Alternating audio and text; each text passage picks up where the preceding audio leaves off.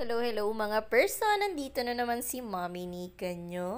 May yellow teeth problem ka ba? Kagaya ko? Ito lang ang mas mabisang solusyon dyan, mas makakatipid ka pa. Ganda lamang ako ng paglalagyan ng paghahaluan ko ng mixture na gagamitin natin ng baking soda at ng isang kalamansi.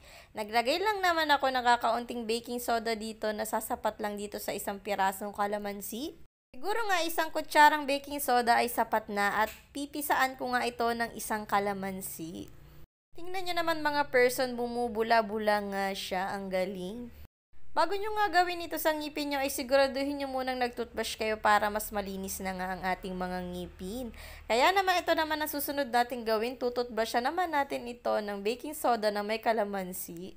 Toothbrush na nga ako gamit ang toothpaste pero hindi pa rin talaga ako satisfied sa ngipin ko. Kaya naman ginawa ko itong hacks na ito. Maaari nyo itong gawin 3 times a week or 2 times a week hanggang sa pumuti na talaga ang inyong ngipin. Ganito lamang ang ginawa ko, isinawsaw ko lamang yung toothbrush ko sa may mixture ko ng kalamansi at baking soda at saka ko siya ibinrush sa aking mga ngipin. Napakarami talagang naitutulong sa atin ng baking soda at kalamansi. Ang dami palang pwedeng paggamitan nito. Mabuti na lamang talaga at nauuso rin ang mga tipid hacks na ganito para sa mga katulad kong walang pang-budget para pumunta lagi ng dentista para magpaputi ng ngipin. Maaari mo nga gamitan ito ng lemon. Kalamansi lang kasi ang available dito sa kusina namin kaya kalamansi ang ginamit ko. Mas mabisa nga kung lemon ang ipapartner nyo sa baking soda.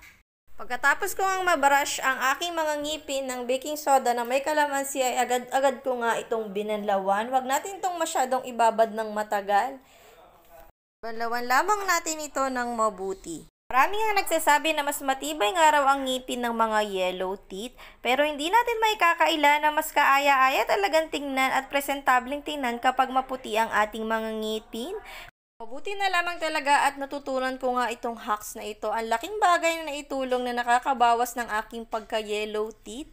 Inaasar nga kasi ako madalas na ang yellow teeth ko daw. Kaya naman nag-iisip talaga ako ng paraan sa abot kaya kung paano ko ba mapapuputi ang aking mga ngipin. Tingnan nyo nga mga person, pumuti at kuminang na ang aking mga ngipin. Hindi man siya ganun kaputi pero nabawasan na talaga yung paninilaw niya. At higit sa lahat, ang sarap sa feeling, talagang parang natanggal yung mga dumi-dumi. Diba yung satisfaction ng pagka-feeling fresh sa pag-toothbrush ko ng baking soda na may kalamansi?